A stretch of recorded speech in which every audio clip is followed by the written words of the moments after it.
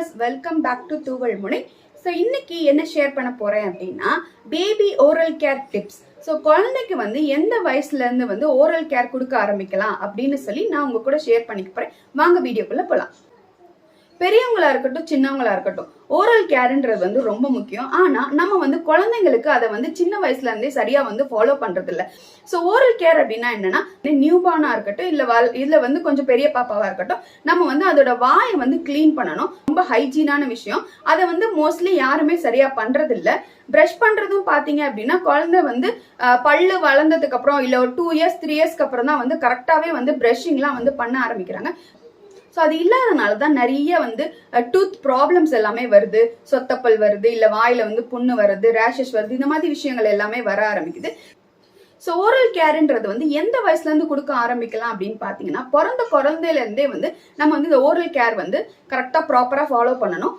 குழந்தை வந்து பால் குடிச்சு முடிச்ச உடனே வந்து ஒரு அம்மா என்ன பண்ணணும்னா, ஒரு காட்டன் துணி எடுத்து ஒரு உங்களோட ஃபிங்கர்ஸ்ல வந்து சுத்திட்டு வாய் ஃபுல்லா நல்லா தொடச்சு விடுங்க. நாக்கெல்லாம் லைட்டா தொடச்சு விடுங்க குழந்தைக்கு. அதாவது வந்து கொமட்டுற மாதிரி இருக்கக்கூடாது.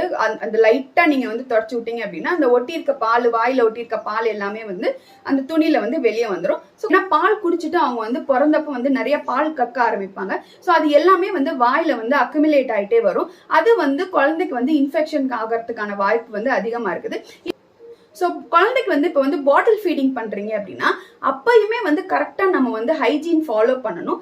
பாட்டில்ல வந்து கரெக்டா வந்து ஹாட் வாட்டர்ல போட்டு அந்த நிப்பிள் வந்து வாஷ் பண்ணணும். குழந்தை வந்து பால் குடிச்சு முடிச்ச உடனே வந்து வாயை வந்து நல்லா தொடச்சு விடுறது, கிளீன் பண்ணி விடுறது, இது எல்லாமே வந்து நம்ம வந்து சின்ன வயசுல இருந்து, அதாவது பிறந்தப்பல இருந்தே நம்ம வந்து கரெக்டா ஃபாலோ பண்ணணும். இன்கேஸ் வந்து குழந்தைக்கு வந்து பல்லு முளைக்க ஆரம்பிக்குது, ஒரு பல்லா இருந்தாலும் சரி, 2 பல்லா இருந்தாலும் சரி, கொஞ்சம் பல்லு வாழ ஆரம்பிச்சோடனே ஃபிங்கர்ல மாட்டுற மாதிரியான பிரஷஸ் வந்து நிறைய இப்போ வந்து மார்க்கெட்ல வந்து கிடைக்குது. ஸோ இந்த மாதிரி பிரஷஸ் வாங்கி நீங்க குழந்தைக்கு வந்து குளிக்க வைக்கிறப்போ அதை வச்சு பிரஷ் பண்ணி விடலாம். கையில மட்டும், அதாவது ஒரு விரல்ல மட்டும் நீங்க மாட்டுற மாதிரி இருக்கும்.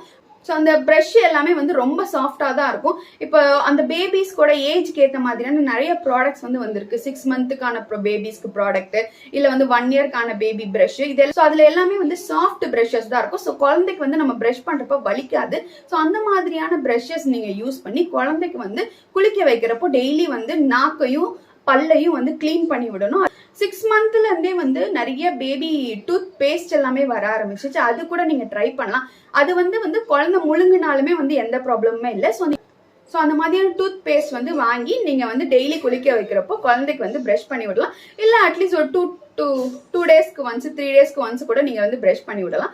1 year பேபி ஆயிட்டாங்க அப்படின்னா நீங்க எந்த பயமும் இல்லாம பிரஷும் பேஸ்டும் வாங்கி நீங்க வந்து குழந்தைக்கு வந்து ரெகுலரா வந்து பிரஷ் பண்ணி விடணும். டெய்லி ஒன்ஸ் அல்லது ட்வைஸ் வந்து காலையிலயோ இல்ல நைட்டோ நீங்க வந்து குழந்தைக்கு வந்து பிரஷ் பண்ணி விட்டீங்க அப்படின்னா அவங்களோட பல்லுக்கு வந்து எந்த இன்ஃபெக்ஷனும் வராம நீங்க வந்து பாதுகாத்துக்கலாம்.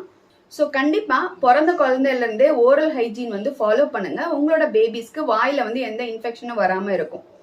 ஸோ இந்த வீடியோ கண்டிப்பா உங்களுக்கு யூஸ்ஃபுல்லா இருந்திருக்கும்னு நினைக்கிறேன். மேலும் இது போன்ற வீடியோக்கள் பார்க்கறதுக்கு தூவல் முனை என்ற சேனலை சப்ஸ்கிரைப் பண்ணுங்க. தேங்க்ஸ் ஃபார் வாட்சிங்.